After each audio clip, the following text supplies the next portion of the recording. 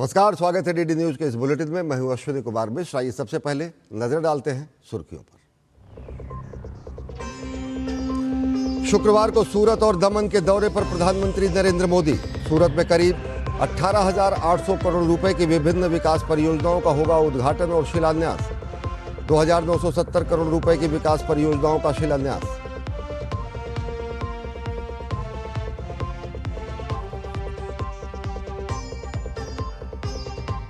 भारत और वेनेजुएला संबंधों का नया अध्याय। प्रधानमंत्री नरेंद्र मोदी और वेनेजुएला की कार्यवाहक राष्ट्रपति डेल्सी रोड्रिगेज के बीच प्रतिनिधिमंडल स्तर की वार्ता।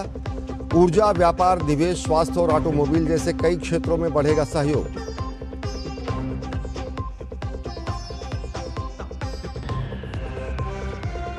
अहमदाबाद में विश्व योगासन चैंपियनशिप की शुभारंभ। प्रधानमंत्री नरेंद्र मोदी ने किया संबोधित। कहा, करोड़ों लोगों की दिनचर्या का हिस्सा बन चुका है योग।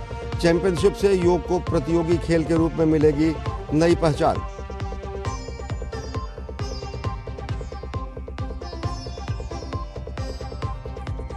असम में शुक्रवार को हिमंता बिस्व शर्मा कैबिनेट का विस्तार। मंत्रिपरिषद में 12 मंत्रियों को किया जाएगा शामिल। अश्विनी रे सरकार, नीलिमा देवी, सुशांत बोरगोहेन के साथ कई पूर्व विधानसभा अध्यक्ष विश्वजीत देमरी को मिलेगी जगह।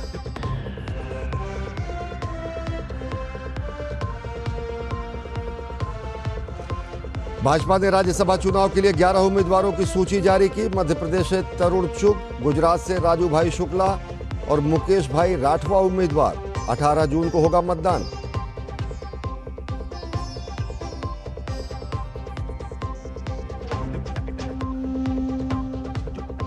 और भारतीय रेलवे ने रचा इतिहास। चिपियाना बुजुर्ग टुंडला सेक्शन पर कवच 4 की सफल कमीशनिंग। रेल सुरक्षा हुई मजबूत। रेल मंत्री अश्विनी वैष्णव ने सोशल मीडिया प्लेटफॉर्म एक्स पर दी जानकारी।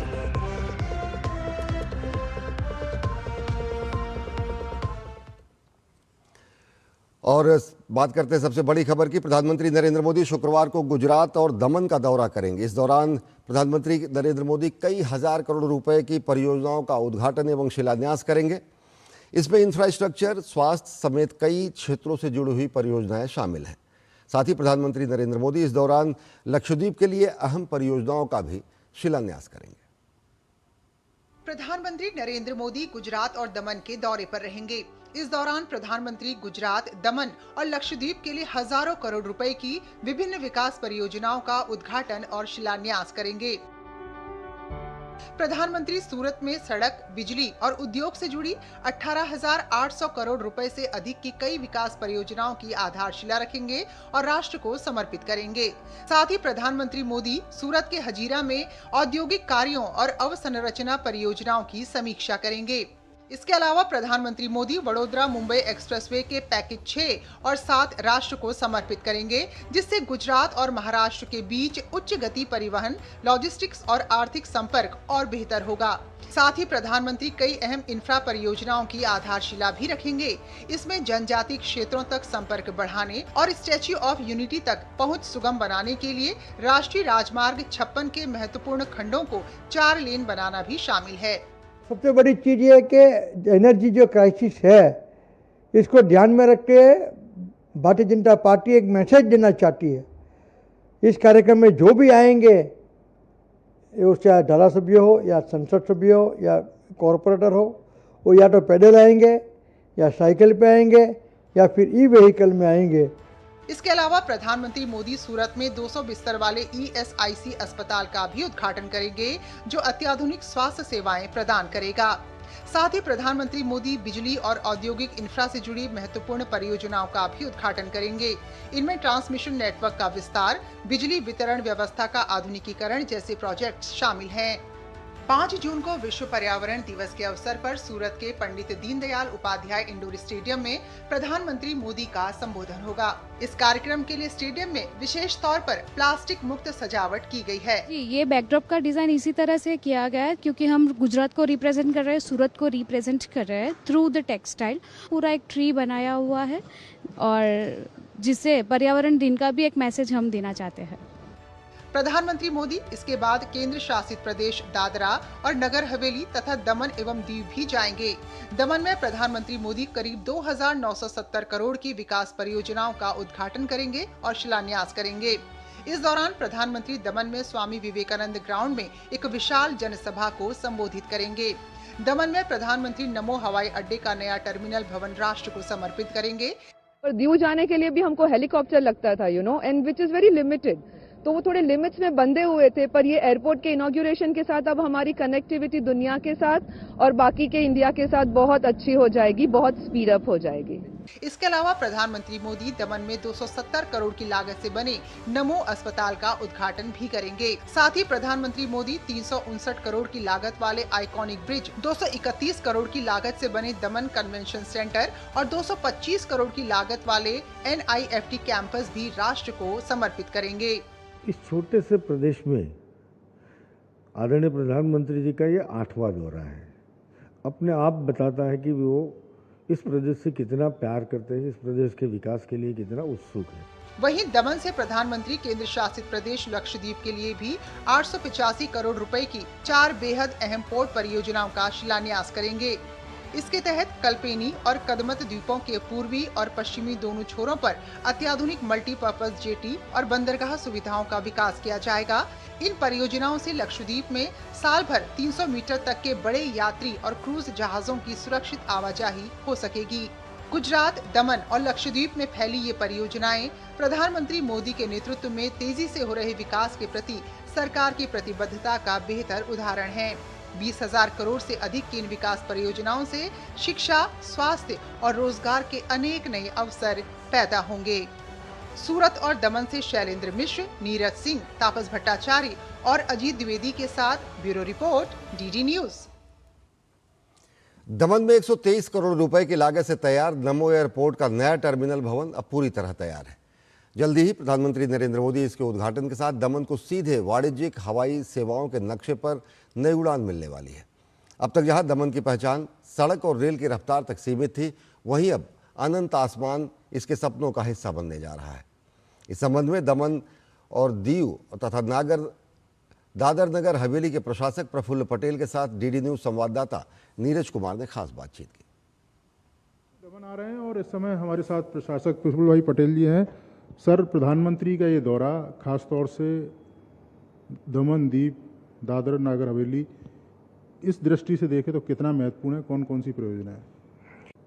पिछले 10 साल के कार्यकाल में आदरणीय प्रधानमंत्री जी के आशीर्वाद से education, health, tourism, infrastructure, industries, social development, हर एक क्षेत्र में जिस प्रकार से जो विकास हुआ है, आदरणीय प्रधानमंत्री जी का जो स्वप्न है कि नया भारत, विकसित भारत 2047, उसी दिशा में प्रशासन निरंतर रूप से प्रयत्नशील है। कौन कौन सी परियोजनाएं हैं? और ये कहा जा रहा है कि करीब करीब 3,000 करोड़ की परियोजनाओं की शुरुआत, शिलान्यास, लोकार्पण प्रधानमंत्री करेंगे। महत्वपूर्ण रूप से अगर देखा जाए तो जिसका इनॉग्रेशन हो रहा है, इस प्रदेश के लोगों की सबसे महत्वपूर्ण जो ज़रूरत थी वो एयरपोर्ट का लोकार्पण हो रहा है। दूसरा, मरवड़ अस्पताल जो है 300 बेड के अस्पताल का, उसका भी लोकार्पण हो रहा है। इसके साथ अन्य कई ऐसे प्रोजेक्ट्स है, दीव हो, सिलवासा हो और दमन के, उनका भी लोकार्पण हो रहा है। तीसरा जो सबसे महत्वपूर्ण मुद्दा जो है कि फाउंडेशन स्टोन, यहाँ पे एक आइकॉनिक ब्रिज बन रहा है, नानी दमन और मोटी दमन को जोड़ने वाला। वो ब्रिज टूरिज्म की दृष्टि से महत्वपूर्ण है। मुझे लगता है कि इसके कारण प्रदेश के टूरिज्म को बहुत बड़ा बल मिलने वाला है। सेकंड वन, यहाँ पे जो बन रहा है वो एक कन्वेंशन सेंटर बन रहा है, सी फेसिंग कन्वेंशन सेंटर बहुत कम है पूरे देश में। दमन, सिलवासा, वापी, उमरगांव, सरीगाम, सराउंडिंग जो एरिया है वहाँ पे बहुत सारी इंडस्ट्री है। उनके लिए एग्जीबिशन, मतलब ये एग्जीबिशन का कार्यक्रम हो या डेस्टिनेशन वेडिंग हो या तो फिर ऐसा कोई बड़ा कार्यक्रम करना हो, तो उस कार्यक्रम करने के लिए सी फेसिंग ये हमारा कन्वेंशन सेंटर बहुत ही उपयोगी बनेगा। और इसी को लेके उसका फाउंडेशन स्टोन लेइंग का काम आदरणीय प्रधानमंत्री जी के कर कमलों से हो रहा है। धन्यवाद। ये थे हमारे साथ प्रफुल्ल भाई पटेल, जो बता रहे थे कि प्रधानमंत्री का ये दौरा इस क्षेत्र के लिए कितना महत्वपूर्ण है। कई हजार करोड़ की परियोजनाएं निश्चित तौर पर इस इलाके में विकास की कई सारी सौगातें लिखेंगी। कैमरामैन मोर मुकुट के साथ नीरज सिंह, डीडी न्यूज़, दमन। दमनदीप अब विकास की नई उड़ान भरने जा रहा है। 123 करोड़ रुपए की लागत से तैयार दमोह एयरपोर्ट के नए टर्मिनल के उद्घाटन का क्षण करीब है और प्रधानमंत्री नरेंद्र मोदी इसका उद्घाटन करेंगे और साथ ही दमन को नियमित वाणिज्यिक हवाई सेवाओं का लाभ मिलना शुरू हो जाएगा और इससे दिल्ली, मुंबई और अहमदाबाद जैसे प्रमुख शहरों की दूरी कम हो जाएगी। सरकार को उम्मीद है कि परियोजना न केवल पर्यटन और व्यापार को बढ़ावा देगी बल्कि पूरे क्षेत्र की अर्थव्यवस्था को नई रफ्तार भी देगी। देखिए हमारी खास रिपोर्ट। समुद्र के किनारे बसा दमन अब नई ऊंचाइयों की ओर बढ़ने को तैयार है। 123 करोड़ रुपए की लागत से तैयार नमो एयरपोर्ट का नया टर्मिनल भवन उद्घाटन के लिए पूरी तरह तैयार है। प्रधानमंत्री इसके उद्घाटन के साथ दमन को वाणिज्यिक हवाई सेवाओं की नई पहचान देंगे। अब तक सड़क और रेल संपर्क पर निर्भर रहने वाले क्षेत्र के लिए यह परियोजना एक बड़े बदलाव का संकेत है। बेहतर हवाई संपर्क से पर्यटन, व्यापार और निवेश के नए अवसर खुलने की उम्मीद है। काफ़ी फ़ायदा होगा क्योंकि अब तक जो हम प्रेफरेबली एयरपोर्ट की बात करें तो हमें या तो सूरत या तो मुंबई का प्रेफरेंस लेना पड़ता था और अगर मुंबई की बात करें तो 3-4 घंटे पहले निकल कर उसके बाद हमें फ़्लाइट लेनी पड़ती थी। साथ ही साथ अगर सूरत की बात करें तो 2.5-3 घंटे पहले हमें जाकर वहाँ पे करना पड़ता था, तो टाइम कंज्यूमिंग बहुत ज़्यादा था। तो अब जब हमारे एरिया और हमारी लोकेलिटी में ही ये चीज़ आ गई है तो हमारे लिए बहुत ही गर्व की बात है। दमन में इतना रिच हेरिटेज है, टूरिज्म इतना अच्छा है, इतना अच्छा कोस्ट लाइन है, पढ़े लिखे लोग हैं, इंडस्ट्रीज है, पर हमको सूरत या मुंबई तक जाना पड़ता था। ये एयरपोर्ट के इनॉग्रेशन के साथ अब हमारी कनेक्टिविटी दुनिया के साथ और बाकी के इंडिया के साथ बहुत अच्छी हो जाएगी, बहुत स्पीड अप हो जाएगी। 1 लाख वर्ग मीटर से अधिक क्षेत्र में फैला ये आधुनिक एयरपोर्ट अत्याधुनिक सुविधाओं से लैस है। नया टर्मिनल एक समय में 180 यात्रियों को संभाल सकता है। शुरुआती चरण में यहां से दिल्ली, मुंबई और अहमदाबाद के लिए उड़ान सेवाएं शुरू की जाएंगी। इससे यात्रियों, कारोबारियों और पर्यटकों को तेज और सुविधाजनक यात्रा का विकल्प मिलेगा। लेकिन यह सिर्फ शुरुआत है। एयरपोर्ट के रनवे विस्तार का काम पहले से जारी है। भविष्य में बड़े विमानों के संचालन की संभावना को ध्यान में रखते हुए बुनियादी ढांचे को विकसित किया जा रहा है। नियम की मंजूरियां मिलने के बाद यहां से अतिरिक्त घरेलू और संभावित अंतर्राष्ट्रीय उड़ानों का रास्ता भी खुल सकता है। इसका लाभ दमन और दादर और नगर हवेली से जुड़े बड़े प्रवासी समुदायों को मिलेगा। यह एयरपोर्ट आसपास के औद्योगिक क्षेत्रों, खासकर वापी जैसे प्रमुख औद्योगिक केंद्रों के लिए भी महत्वपूर्ण साबित हो सकता है। वहीं समुद्र तटों, पुर्तगाली विरासत और प्राकृतिक सौंदर्य के लिए प्रसिद्ध दमन में पर्यटन को भी नई गति मिलने की उम्मीद है। 1961 में गोवा, दमन और दीव की मुक्ति के बाद शुरू हुई विकास यात्रा में यह एक और महत्वपूर्ण पड़ाव माना जा रहा है। बेहतर हवाई संपर्क अब लोगों, कारोबार और अवसरों को पहले से कहीं अधिक करीब लाने का काम करेगा। अत्याधुनिक सुविधाओं से लैस ये नया हवाई अड्डा पर्यटन को बढ़ावा देने, व्यापार और उद्योग को मजबूती देने तथा केंद्र शासित प्रदेश को देश के प्रमुख आर्थिक केंद्रों से जोड़ने में महत्वपूर्ण भूमिका निभाएगा। इसी के साथ ही दमन भारत के विमान मानचित्र पर अपनी एक नई पहचान बनाने में भी कामयाब हो जाएगा। कैमरा पर्सन सौरभ बख्शी और सुनील राणा के साथ मैं तापस भट्टाचार्य, दूरदर्शन समाचार, दमन। दमन में 123 करोड़ रुपए की लागत से निर्मित नमो एयरपोर्ट का नया टर्मिनल पूरी तरह तैयार है और जल्द ही इसका उद्घाटन होगा और इससे हवाई सेवाओं के विस्तार की उम्मीद है और जिससे कनेक्टिविटी विकास को नई गति मिलेगी। दूरदर्शन संवाददाता नीरज सिंह ने दमन में कर्नाटक के हुबली से आए पर्यटकों से उनकी प्रतिक्रिया जानी। लोगों ने सरकार के इस कदम की सराहना करते हुए कहा कि इससे यात्रियों के आवागमन में बड़ी सुविधा होगी, क्षेत्र की प्रगति को नई दिशा मिलेगी। उन्होंने कहा कि देश ही नहीं बल्कि विदेशों से भी लोग यहाँ पर पर्यटन और उद्योग के लिए आते हैं। इस समय टूरिस्ट डेस्टिनेशन बना है और बड़ी संख्या में जो टूरिस्ट हैं वो यहाँ पहुँचते हैं। इस समय कर्नाटक के हुगली से कुछ टूरिस्ट यहाँ पर आए हैं। पहली बार आए हैं आप? पहली बार आए। तो कैसा लगा दमन आपको? बहुत अच्छा लगा, बहुत अच्छा, एकदम ब्यूटीफुल। देख के मतलब बहुत खुशी हो रही है कि हमारे इंडिया में भी ऐसी जगह है। लोगों को बाहर नहीं जाना चाहिए। अभी आप यहाँ पर बस से, ट्रेन से या टैक्सी से आए होंगे, लेकिन अभी यहाँ पर एयरपोर्ट भी बनने जा रहा है और प्रधानमंत्री कल उसका उद्घाटन करेंगे। एयरपोर्ट बनने के बाद कितनी सुविधा होगी? बहुत सुविधा होंगी, ऑलमोस्ट सबसे ज़्यादा सुविधा होंगी। मुझे बहुत अच्छा लग रहा है, मैं फर्स्ट टाइम आई हूँ ऐसे और मैंने फर्स्ट टाइम देखा है ऐसे। आप बताइए कि आप दमन पहली बार आई हैं, एक तो ये देख के आपको कैसा लग रहा है, और जब ये तमाम सुविधाएं, चाहे एयरपोर्ट की बात करें, एजुकेशन क्षेत्र में यहाँ पर बहुत सारा काम हो रहा है, हेल्थ सेक्टर में यहाँ बहुत सारा काम हो रहा है, तो कैसा लग रहा है आप लोगों को यहाँ दमन पे? बहुत अच्छा है, यहाँ पे सब सुविधा है, स्कूल कॉलेज सब बहुत अच्छे हैं, इधर आने जाने के ट्रांसपोर्ट भी बहुत अच्छा है, और एयरपोर्ट बन गया तो बहुत ही सुविधा हो गई लोगों के आने जाने के लिए, सब कुछ अच्छा है। टूरिस्ट के लिए सेफ है, कोई परेशानी नहीं? कोई परेशानी तो नहीं है, और मेरे हिसाब से तो टूरिस्ट के लिए सबसे बेस्ट प्लेस है।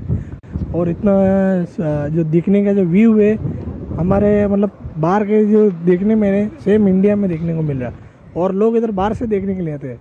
बाकी तो जैसे बहुत इतना अच्छा व्यू और किधर देखने के लिए नहीं मिलेगा। तो ये आपने देखा कि ये कर्नाटक हुगली से टूरिस्ट आए थे। इनका कहना है काफ़ी साफ़ सुथरा है, तमाम तरह की सुविधाएं हैं, और एयरपोर्ट बनने के बाद जो यात्री यहाँ पर आते हैं उन्हें और ज़्यादा सुविधा मिलेंगी। कैमरामैन मोर मुकुट के साथ नीरज सिंह, डीडी न्यूज़, दमन। प्रधानमंत्री नरेंद्र मोदी के सूरत दौरे को लेकर पूरे गुजरात में उत्साह का माहौल है। सूरत से सांसद मुकेश दलाल का कहना है कि गुजरात के लोगों से प्रधानमंत्री नरेंद्र मोदी का दिल और भावना का रिश्ता है। प्रधानमंत्री अपने दौरे के दौरान सूरत को 18,000 करोड़ रुपए से अधिक की परियोजनाओं की सौगात देंगे। प्रधानमंत्री नरेंद्र मोदी के आह्वान का पालन करते हुए उनकी जनसभा में सभी कार्यकर्ता, पदाधिकारी पैदल या फिर साइकिल या फिर ईवी वाहनों का प्रयोग करेंगे। प्रधानमंत्री नरेंद्र मोदी 5 जून शुक्रवार को गुजरात दौरे पर आ रहे हैं। सूरत में तमाम कार्यक्रम में शामिल होंगे, साथ ही दूसरे अन्य कार्यक्रम में शामिल होंगे। हमारे साथ बात करने के लिए सूरत के सांसद मुकेश दलाल जी हैं। सर, प्रधानमंत्री जी आ रहे हैं, क्या कार्यक्रम है और कितना बड़ा दिन है फिर से गुजरात के लिए? पश्चिम बंगाल और आसाम में चुनाव में ऐतिहासिक सफलता के बाद समग्र गुजरात में तालुका पंचायत, जिला पंचायत, नगर पालिका, महानगर पालिका में और सूरत महानगर पालिका के चुनाव में ऐतिहासिक सफलता के बाद आदरणीय प्रधानमंत्री साहब सूरत और दक्षिण गुजरात में पहली बार आ रहे हैं। हमारे कार्यकर्ताओं में अभूतपूर्व उत्साह देखने को मिल रहा है। सब कार्यकर्ता यहाँ पे इनको मिलने के लिए, इनको वेलकम करने के लिए आतुर है। गुजरात को और सूरत को मोदी साहब ने बहुत कुछ दिया है। हम कुछ इनके पाने के लिए नहीं, हमारा तो दिल का संबंध है इनके साथ।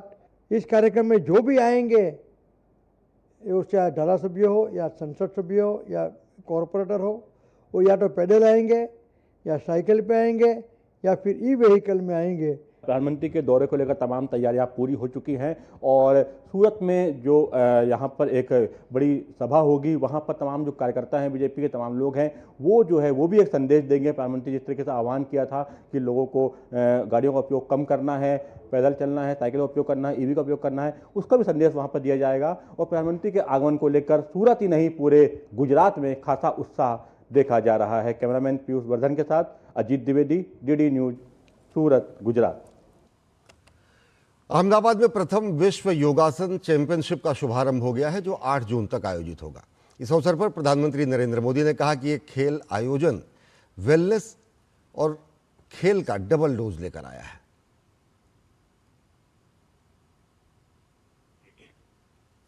वह योगासना चैंपियनशिप अपने आप में हेल्थ और वेलनेस की डबल डोज लेकर आ गई है। साथियों, करीब 1 दशक पहले भारत संयुक्त राष्ट्र में अंतर्राष्ट्रीय योग दिवस का प्रस्ताव लेकर गया था। हम प्राचीन भारतीय परंपरा को पूरी मानवता के स्वास्थ्य और सामूहिक कल्याण से जोड़ना चाहते थे, और तब यूएन में 190 देशों ने, 190 कंट्रीज ने भारत के इस प्रस्ताव को समर्थन किया था। आज यह देखकर बहुत खुशी होती है कि करोड़ों लोग योग को अपनी दिनचर्या का हिस्सा बना चुके हैं। अपने संबोधन में प्रधानमंत्री नरेंद्र मोदी ने कहा, अहमदाबाद की धरती से विश्व की खेल विरासत में एक और नया अध्याय जुड़ रहा है। इस आयोजन से योगासन को एक प्रतिस्पर्धी खेल के रूप में पहचान मिलेगी। इस चैंपियनशिप के माध्यम से योगासन को एक कॉम्पिटिटिव स्पोर्ट्स के रूप में नई पहचान मिलेगी। मुझे विश्वास है कि भविष्य में योगासन भी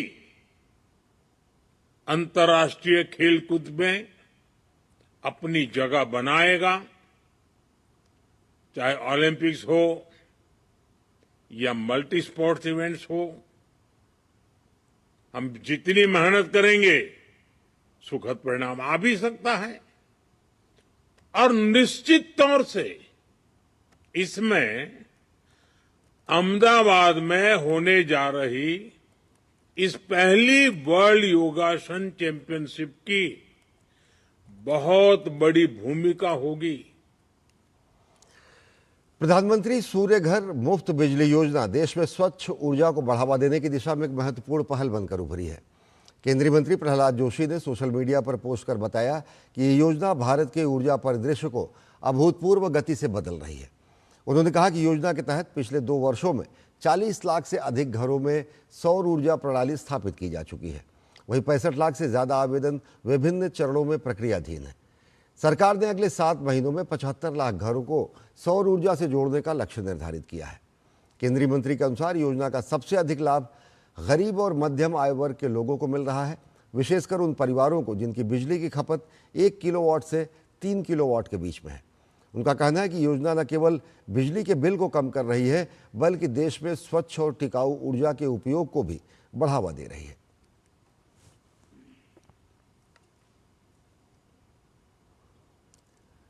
ब्रिटेन की विदेश एवं राष्ट्रमंडल मामलों की मंत्री येवेट कूपर 2 दिवसीय आधिकारिक भारत यात्रा पर है। प्रधानमंत्री नरेंद्र मोदी ने येवेट कूपर से मुलाकात की। इस संबंध में प्रधानमंत्री नरेंद्र मोदी ने अपने सोशल मीडिया प्लेटफॉर्म एक्स पर जानकारी साझा करते हुए लिखा, ब्रिटेन की विदेश मंत्री येवेट कूपर से मिलकर खुशी हुई। हाल के समय में भारत ब्रिटेन साझेदारी में आई मजबूती की सराहना करता हूं, जिसने हमारे दोनों देशों के लिए अभूतपूर्व विकास के अवसर खोले हैं। भारत ब्रिटेन विजन 2035 हमारी साझेदारी का मार्गदर्शन करता रहेगा और वैश्विक भलाई के लिए हमारे संयुक्त प्रयासों को मजबूत करेगा।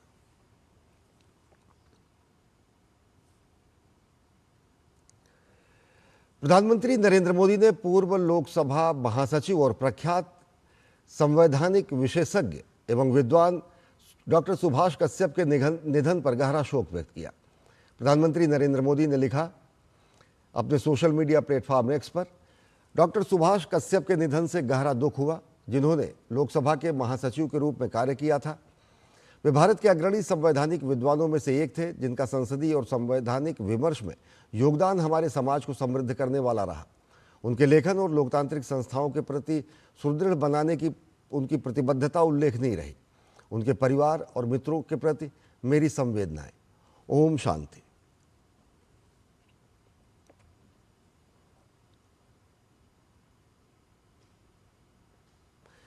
भारत और ब्रिटेन के बीच व्यापक रणनीतिक साझेदारी को नई गति देने के उद्देश्य से विदेश मंत्री डॉक्टर एस जयशंकर ने नई दिल्ली में ब्रिटेन की विदेश मंत्री येवेट कूपर से मुलाकात की। बैठक के दौरान दोनों नेताओं ने भारत ब्रिटेन विजन 2035 के तहत व्यापार, प्रौद्योगिकी, नवाचार, रक्षा, सुरक्षा, जलवायु, स्वच्छ ऊर्जा, शिक्षा और लोगों के बीच संबंधों पर प्रगति की समीक्षा की। डॉक्टर जयशंकर ने कहा कि विजन 2035 दोनों देशों के संबंधों को दिशा देता रहेगा। उन्होंने भारत ब्रिटेन साझेदारी को साझा आर्थिक महत्वाकांक्षाओं और उच्च प्रौद्योगिकी पर आधारित फॉरवर्ड लुकिंग हाईवे बताया। दोनों पक्षों ने स्वच्छ ऊर्जा, कृत्रिम बुद्धिमत्ता, महत्वपूर्ण खनिज और आपूर्ति श्रृंखलाओं में सहयोग के नए अवसरों पर भी चर्चा की। साथ ही यूक्रेन, पश्चिम एशिया और इंडो पैसिफिक क्षेत्र के हालिया वैश्विक घटनाक्रमों पर भी विचारों का आदान प्रदान किया। पश्चिम एशिया संकट से बाधित ईंधन आपूर्ति का असर अब आम लोगों पर न पड़े, इसके लिए केंद्र सरकार लगातार कदम उठा रही है। जेट ईंधन के दाम में भारी उछाल के प्रभाव से आए आम यात्रियों को बचाने के लिए सरकार ने 10,000 करोड़ रुपए के सहायता फंड की घोषणा की है। हवाई यात्रियों और विमानन कंपनियों ने सरकार के इस पहल की सराहना की है।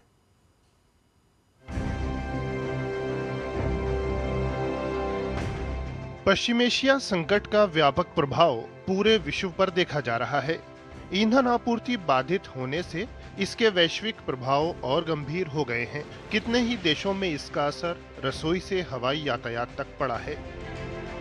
ऐसे में प्रधानमंत्री नरेंद्र मोदी के नेतृत्व में केंद्र सरकार इस बात को सुनिश्चित कर रही है कि देश का आम नागरिक इस संकट से प्रभावित न हो।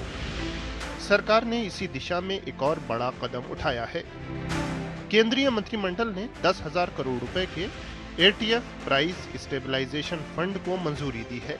लक्ष्य है जेट ईंधन के दाम में उछाल का प्रभाव विमानन सेक्टर और हवाई यात्रियों पर न पड़े। दरअसल पश्चिम एशिया संकट से जेट ईंधन के दाम में भारी उछाल आया है। अंतर्राष्ट्रीय ATF की कीमतें मार्च में 60.5 रुपए प्रति लीटर थीं। मई महीने में इसके दाम बढ़कर 142 रुपए प्रति लीटर हो गए। ऐसे में कीमतों में आई इस तेजी का असर कम करने के लिए सरकार ने तेल विपणन कंपनियों को 10,000 करोड़ रुपए की ये सहायता ब्याज मुक्त अग्रिम राशि के रूप में देने का फैसला किया है।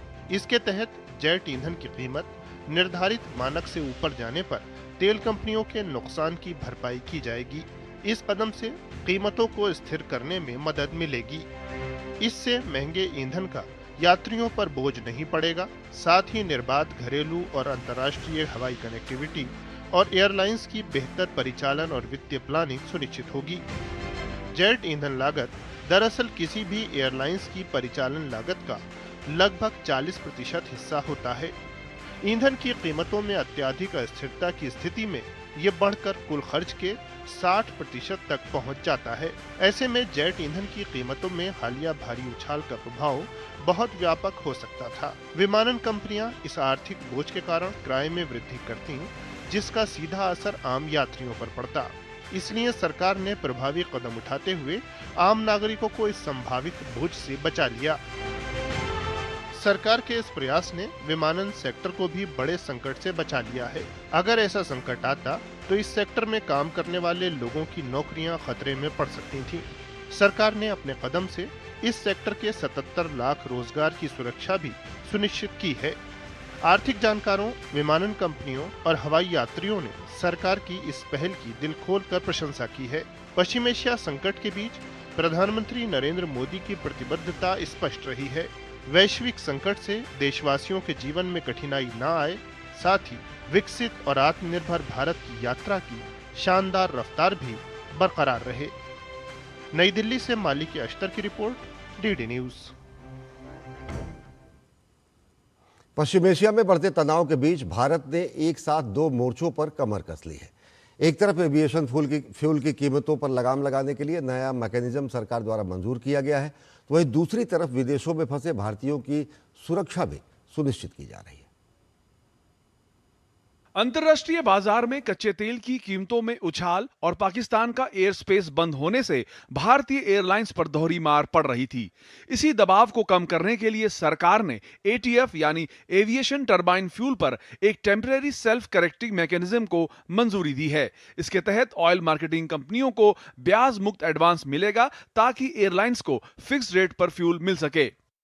Under the scheme, the government will provide an interest-free advance to all marketing companies, enabling them to supply ATF to the participating Indian airlines at a predetermined and stable prices for both domestic and international operations. वहीं petrol, diesel और LPG को लेकर भी केंद्र सरकार सतर्क है। Petroleum मंत्रालय ने बताया कि पश्चिम एशिया संकट के बावजूद देश में कच्चे तेल, LPG और नेचुरल गैस की सप्लाई स्थिर है और देश की सभी रिफाइनरियां पूरी क्षमता से काम कर रही हैं। Supplies of crude oil, LPG, natural gas remain stable and adequate stocks of petrol, diesel, LPG are available in the country. Our refineries are operating at optimum level. अंतर मंत्रालयी प्रेस वार्ता में विदेश मंत्रालय ने जानकारी दी है कि ईरान सहित अधिकतर खाड़ी देशों का एयर स्पेस खुला है और भारत के लिए उड़ानें आ रही हैं। इसके साथ ही मंत्रालय ने जानकारी दी है कि हाल में कुवैत इंटरनेशनल एयरपोर्ट में हुए हमले में मारे गए भारतीय नागरिक का पार्थिव शरीर शुक्रवार को स्वदेश पहुंचेगा। पीड़ित परिवार के साथ मंत्रालय संपर्क में है। Yesterday, in an attack on the Kuwait International Airport, an Indian national unfortunately lost his life. We express our deepest condolences to the family of the deceased. Our mission in Kuwait is in touch with the family and is coordinating closely with the local authorities.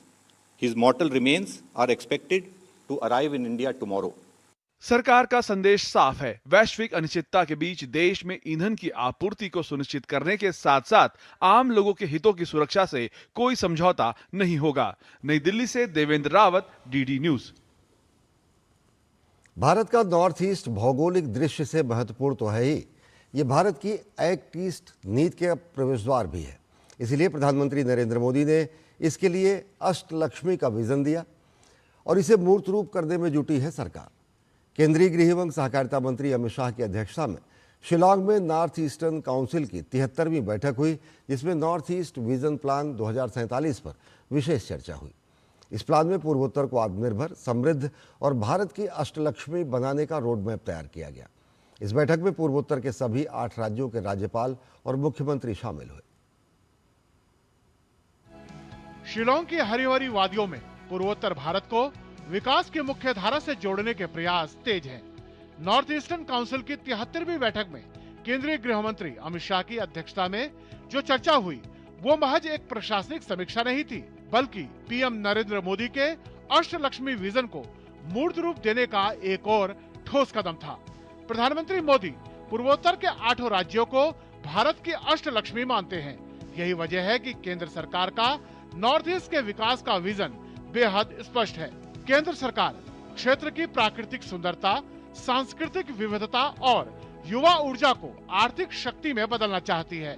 साथ ही पर्यटन, कृषि एवं बागवानी, निवेश, खेल, बुनियादी ढांचा, सतर्क सुविधा और हस्तशिल्प जैसे क्षेत्रों पर विशेष जोर दिया जा रहा है। आज की बैठक में इको टूरिज्म और पुरातात्विक पर्यटन को भी प्राथमिकता दी गई।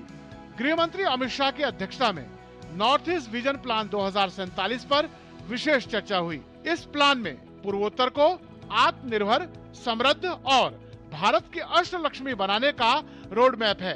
पिछले 72वें सत्र में गठित उच्च स्तरीय टास्क फोर्स को अब मूर्त रूप दिया जा रहा है, जिसके परिणाम स्वरूप नॉर्थ ईस्ट के राज्यों में निवेश बढ़ रहा है और परियोजनाएं तेजी से आगे बढ़ रही हैं। We are now going to work as per his directions, and under the Prime Minister's leadership, our Ashtalakshmi, our 8 states, are going from strength to strength. They will become the Ashtalakshmi of India, and by 2047, as Bharat becomes Viksit, the Northeast will become a very, very central core of that Viksit Bharat 2047. North eastern council की इस बैठक में गृह मंत्री अमित शाह, पूर्वोत्तर क्षेत्र के विकास मंत्री ज्योतिरादित्य सिंधिया के अलावा राज्य मंत्री सुकांत मजूमदार, पूर्वोत्तर के सभी 8 राज्यों के राज्यपाल, मुख्यमंत्री शामिल हुए। सभी राज्यों के मुख्यमंत्रियों ने अपने अपने राज्य की क्षमताओं और संभावनाओं को केंद्रीय गृह मंत्री अमित शाह के समक्ष प्रस्तुत किया। साथ ही इसे लागू करने के लिए अपनी योजना भी पेश की। माननीय गृह मंत्री जी इस एनईसी का चेयरमैन भी है, तो उनका नेतृत्व में जो डेवलप यहाँ पर हो रहा है, तो सब मिला जुला के बहुत ही अच्छा काम हो रहा है। पूरा नॉर्थ ईस्ट को माननीय प्रधानमंत्री जी कहते हैं नॉर्थ ईस्टर्न रीजन को आगे बढ़ाना है। नॉर्थ ईस्ट का जो स्ट्रेंथ है, उस स्ट्रेंथ को कैसे लिवरेज करके हम लोग विकसित भारत के थ्रू में हम लोग को आगे बढ़ना चाहिए। जैसे फॉर एग्जांपल पोल्ट्री सेक्टर हो गया, मीट सेक्टर हो गया, इंफ्रास्ट्रक्चर सेक्टर हो गया, टूरिज्म सेक्टर हो गया। सो लाइकवाइज डिफरेंट सेक्टर्स में यहाँ पे चर्चा करके आज यहाँ रिपोर्ट सबमिशन हुआ है। So hopefully I think in coming days अभी ये हम लोग ने एक विजन बनाया है जिसमें सब नॉर्थ ईस्टर्न स्टेट्स एक एज पार्टनर्स हम लोग काम करेंगे। पूर्वोत्तर को लेकर केंद्र सरकार का विजन साफ है। यहाँ की ढांचागत चुनौतियों को दूर कर कनेक्टिविटी को मजबूत करना है, ताकि यह क्षेत्र न सिर्फ भारत का बल्कि दक्षिण पूर्व एशिया का प्रवेश द्वार बन सके। साथ ही कृषि और हस्तशिल्प को आधुनिक बनाकर स्थानीय अर्थव्यवस्था को मजबूत किया जा रहा है। शिलांग की इस बैठक में ये साफ हो गया कि विकसित भारत का सपना तभी पूरा होगा जब अष्टलक्ष्मी का विकास होगा। Bureau report, DD news. केंद्रीय अल्पसंख्यक मामलों और संसदीय कार्य मंत्री किरेन रिजिजू ने एक खास पॉडकास्ट में डीडी न्यूज से बातचीत की। बातचीत के दौरान उन्होंने कई अहम मुद्दों पर चर्चा की। इस दौरान उन्होंने कहा कि यूपीए सरकार के दौरान देश में भ्रष्टाचार का बोलबाला था, जबकि मोदी सरकार के पिछले 12 साल में तस्वीर पूरी तरह बदल चुकी है। पुराने दिनों में कांग्रेस के शासन के समय तो बातें बहुत होती थी, कई घोषणाएं भी होती थी। बजट में घोषणाएं, रेलवे बजट में नई प्रोजेक्ट का घोषणाएं, और हर समय चुनावों में तो घोषणा ही घोषणा होते थे। गरीबी हटाओ नारा लगाना ये एक फैशन सा बन गया था उस ज़माने में। लेकिन इन 12 सालों में सचमुच में जो काम हुआ है, मैं मानता हूँ कि मोदी जी का कार्यकाल है, ये सचमुच में भारत को फिर से एक महान देश, और जो पुराने में भारत का एक नाम था उसको फिर से पुनर्जीवित और फिर से पुनर्स्थापित करने में कामयाब हुआ है। केंद्रीय मंत्री किरेन रिजिजू ने डीडी न्यूज से खास बातचीत के दौरान कहा कि विपक्ष को सरकार के खिलाफ आवाज उठाने की जगह देश विरोधी बातें नहीं करनी चाहिए। उन्होंने कहा कि वैश्विक संकट की स्थिति में विपक्ष को देश हित में एकजुट होकर काम करना चाहिए। जो विपक्ष है वो भी तो देश के लिए सोचना चाहिए ना। विपक्ष का काम ये नहीं है कि देश के खिलाफ काम करे, वो सरकार को गाली दे सकते हैं। अभी ईरान, अमेरिका, इजराइल का लड़ाई के चलते तेल, गैस आने में कष्ट हो रहे हैं। ये तो एक तरीके से एक आपातकालीन टाइप का सिचुएशन हरमुज में पैदा हो गया है मिडिल ईस्ट में, तो उससे हमको दिक्कत हो रहा है। तो ऐसा में तो देश के साथ खड़ा होना चाहिए। ऐसा में भी देश का खिलाफ बोलते रहते हैं और मोदी जी का खिलाफ बोलते हैं। तो मेरा ये कहना है कि आम तौर पर विरोध जो है सरकार के खिलाफ आप जितना कर सकता है कर सकते हैं, उसमें लोकतंत्र में कोई रुकावट नहीं है। लेकिन जब इमरजेंसी सिचुएशन होता है, जब एक विशेष परिस्थिति होता है, ऐसे समय में सबको एक साथ खड़ा होना होता है।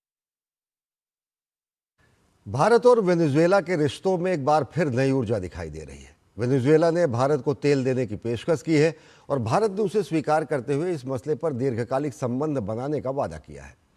प्रधानमंत्री नरेंद्र मोदी और वेनेजुएला की कार्यवाहक राष्ट्रपति डेल्सी रोड्रिगेज के बीच नई दिल्ली में गुरुवार को वार्ता हुई और अब दोनों देशों के रिश्तों को नई ऊंचाइयां देने पर सहमति भी बनी। ये मुलाकात ऐसे समय में हुई जब पश्चिम एशिया संकट और होर्मुज जलडमरू मध्य में तनाव के कारण भारत वैकल्पिक तेल स्रोतों पर काम कर रहा है। वेनेजुएला की कार्यवाहक राष्ट्रपति डेल्सी रोड्रिगेज की भारत यात्रा पर हैं। यात्रा के दूसरे दिन गुरुवार को दिल्ली के हैदराबाद हाउस में प्रधानमंत्री नरेंद्र मोदी ने वेनेजुएला की कार्यवाहक राष्ट्रपति डेल्सी रोड्रिगेज का स्वागत किया। यहाँ दोनों नेताओं के बीच प्रतिनिधिमंडल स्तर की वार्ता हुई, जिसमें ऊर्जा सहयोग सबसे बड़ा मुद्दा रहा। भारत इस समय कच्चे तेल की आपूर्ति को लेकर अपनी निर्भरता में विविधता लाने की कोशिश कर रहा है और वेनेजुएला इस रणनीति में महत्वपूर्ण साझेदार बनकर उभर रहा है। हाल के महीनों में भारत ने वेनेजुएला से तेल आयात में तेजी से बढ़ोतरी की है। विदेश मंत्रालय के सचिव पूर्व रुद्रेंद्र टंडन ने बताया कि दोनों देशों ने ऊर्जा सहयोग पर जोर दिया। भारत और वेनेजुएला ने ऊर्जा, व्यापार, निवेश, स्वास्थ्य सेवा और ऑटोमोबाइल जैसे कई महत्वपूर्ण क्षेत्रों में सहयोग बढ़ाने के नए अवसरों पर बातचीत की।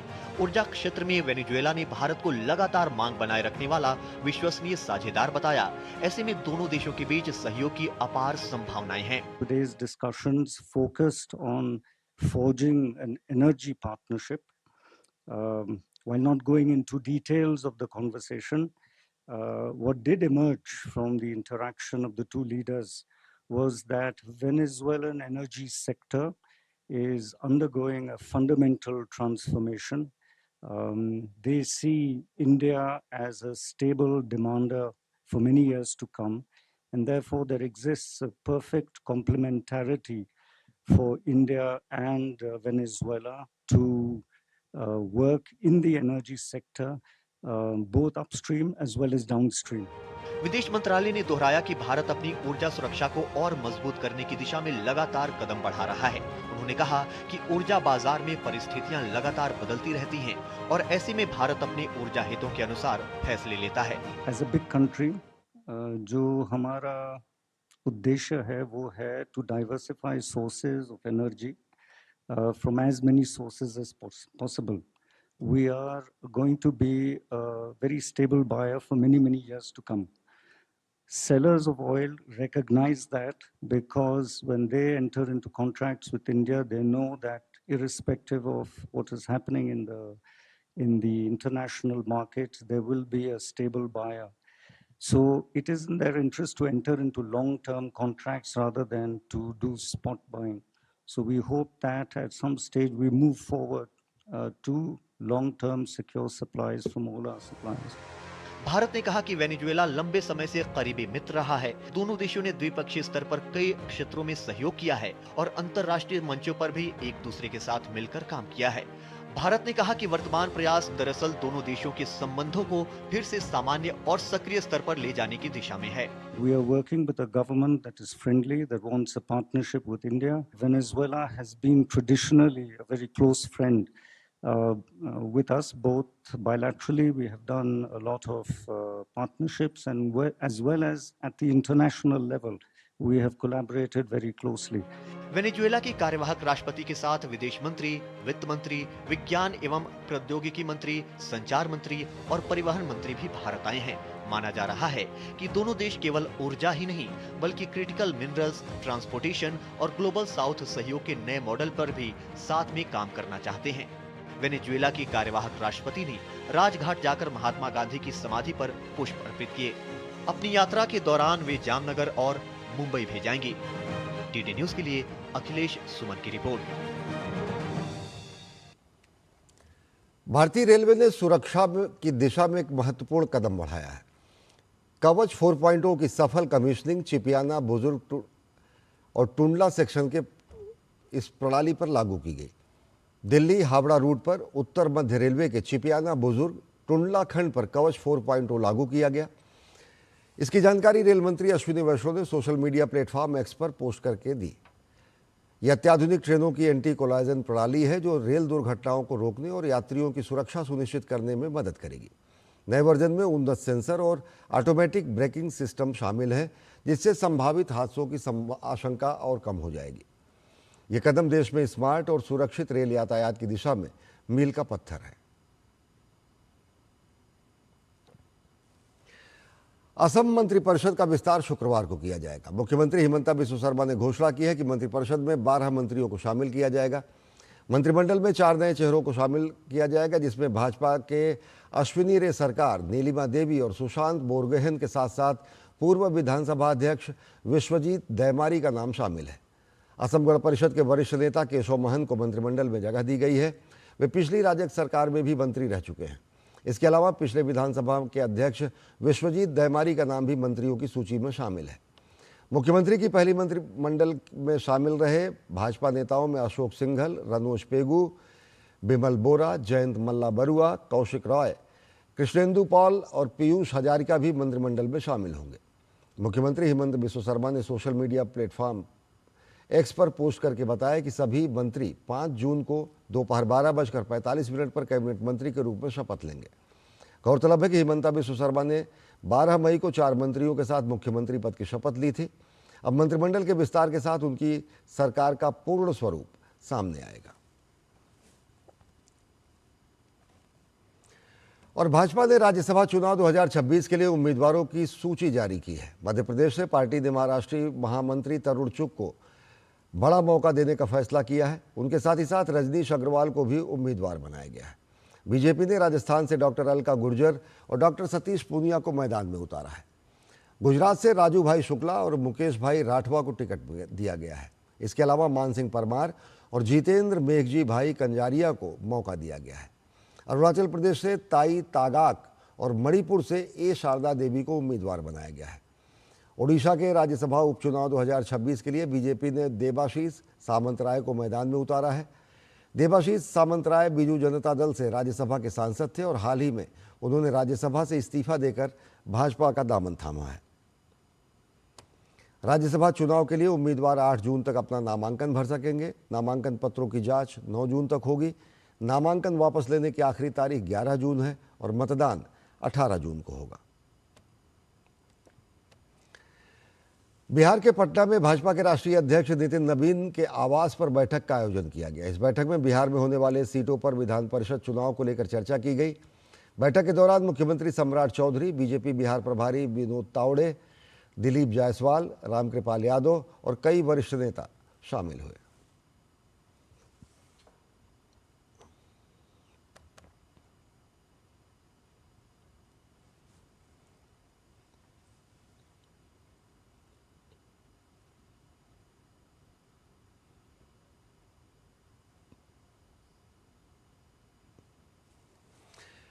और कांग्रेस के नेतृत्व वाले इंडी गठबंधन में मतभेद गहराते नजर आ रहे हैं। तमिलनाडु में डीएमके के वरिष्ठ नेता टीकेएस इलंगोवन ने साफ कहा कि उनकी पार्टी अब इंडिया गठबंधन का हिस्सा नहीं है और इसी वजह से वो गठबंधन की बैठक में शामिल नहीं हो रहे हैं। इलंगोवन ने ये बयान ऐसे समय में दिया है जब विधानसभा चुनाव के बाद कांग्रेस ने अपने लंबे समय से सहयोगी रहे डीएमके से दूरी बनाते हुए अभिनेता विजय की पार्टी टीवीके का समर्थन किया। कांग्रेस के समर्थन से टीवीके को सरकार गठन में मदद मिली और इसके बाद डीएमके और कांग्रेस के रिश्तों में लगातार तनाव बढ़ता गया। डीएमके नेता ने आरोप लगाया कि कांग्रेस ने सार्वजनिक रूप से टीवीके के साथ स्थानीय निकाय और आगामी लोकसभा चुनाव लड़ने की घोषणा कर दी है। उनके मुताबिक स्पष्ट संकेत है कि कांग्रेस ने डीएमके से राजनीतिक रिश्ते समाप्त कर लिए हैं। ऐसे में इंडिया गठबंधन में बने रहने का कोई औचित्य नहीं रह जाता है। इलंगोवन ने याद दिलाया कि कांग्रेस के 5 विधायक डीएमके गठबंधन के समर्थन से चुनाव जीतकर विधानसभा पहुंचे थे और डीएमके ने कांग्रेस को राज्यसभा सीट भी दी थी। इसके बावजूद कांग्रेस ने गठबंधन धर्म नहीं निभाया। उन्होंने कहा कि कांग्रेस के इस फैसले से डीएमके कार्यकर्ताओं में गहरी नाराजगी है, जिन्होंने कई सीटों पर कांग्रेस उम्मीदवारों को जीत के लिए मेहनत की थी। डीएमके नेता टीकेएस इलंगोवन ने कहा कि उनकी पार्टी अब इंडिया ब्लॉक का हिस्सा नहीं है और इसी वजह से वो गठबंधन की बैठक में शामिल नहीं हो रहे हैं। लोकसभा चुनाव के बाद इंडिया गठबंधन के कई घटक दलों के बीच क्षेत्रीय और राजनीतिक हितों को लेकर मतभेद सामने आए हैं। ऐसे में डीएमके का ये रुख कांग्रेस के लिए एक और राजनीतिक झटका माना जा सकता है।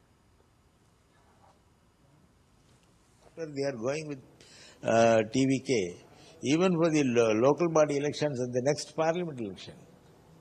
That means they are not with us, which means they don't want us in India bloc. They may take TVK. Congress itself had stated that we are partying with the DMK and we will fight the local body elections with the TVK and the next parliament elections also with the TVK. That is what this means. We are not no more in the India bloc. That is why we are not attending the meeting. केंद्र सरकार ने Delhi NCR में 2 लाख से ज्यादा पुराने truck और बसों को बदलने के लिए करीब 9,585 करोड़ रुपए की नई योजना को मंजूरी दी है। प्रधानमंत्री नरेंद्र मोदी की अध्यक्षता में केंद्रीय मंत्रिमंडल की बैठक में इस फैसले को लिया गया और इसका उद्देश्य वायु प्रदूषण कम करना है और स्वच्छ परिवहन को बढ़ावा देना है। दिल्ली नगर निगम में पर्यावरण प्रबंधन सेवा विभाग यानी डेम्स के चेयरमैन संदीप कपूर से हमारे संवाददाता गिरीश निशाना ने खास बातचीत की और उन्होंने कहा कि दिल्ली और उसके आसपास के इलाकों में हवा की गुणवत्ता को सुधारने और प्रदूषण को कम करने के लिए केंद्र सरकार ने बेहद कड़ा, बड़ा और अहम फैसला लिया है। उन्होंने बताया कि दिल्ली एनसीआर में वाहनों से होने वाले कुल प्रदूषण में भारी वाहनों की हिस्सेदारी सबसे ज़्यादा है। नए BS6 ट्रकों और बसों में पार्टिकुलेट फिल्टर तकनीक लगी हुई होती है जो कि पुराने BS4 वाहनों के मुकाबले खतरनाक कणों को उत्सर्जन को कम से कम 50% से ज़्यादा कम कर देती है। हमारे साथ डैम्स के चेयरमैन संदीप कपूर जी मौजूद हैं। अब बात करते हैं सर, केंद्र के जो कैबिनेट के फैसला हुआ है दिल्ली एनसीआर को लेकर, किस तरह देखते हैं, कितना फ़ायदा मिलेगा भविष्य में? देखिए, दिल्ली में पोल्यूशन की समस्या बहुत दिनों से चलती आ रही है। 3 करोड़ की आबादी, लाखों व्हीकल्स, और अगर हम देखें कि ये पोल्यूशन किससे होता है तो इसमें व्हीकुलर पोल्यूशन ऑलमोस्ट 30 से 35% जो है वो जो गाड़ियों से निकले वाला धुआं उसकी वजह से होता है। और अगर इन सभी गाड़ियों में से देखें तो जो बड़े वाहन हैं जैसे बस हैं, ट्रक हैं, तो टोटल व्हीकल पोल्यूशन का 36% जो है इन बड़ी गाड़ियों से होता है। आल्दो इनकी संख्या सिर्फ 3% है, लेकिन पोल्यूशन के मामले बहुत ज़्यादा है।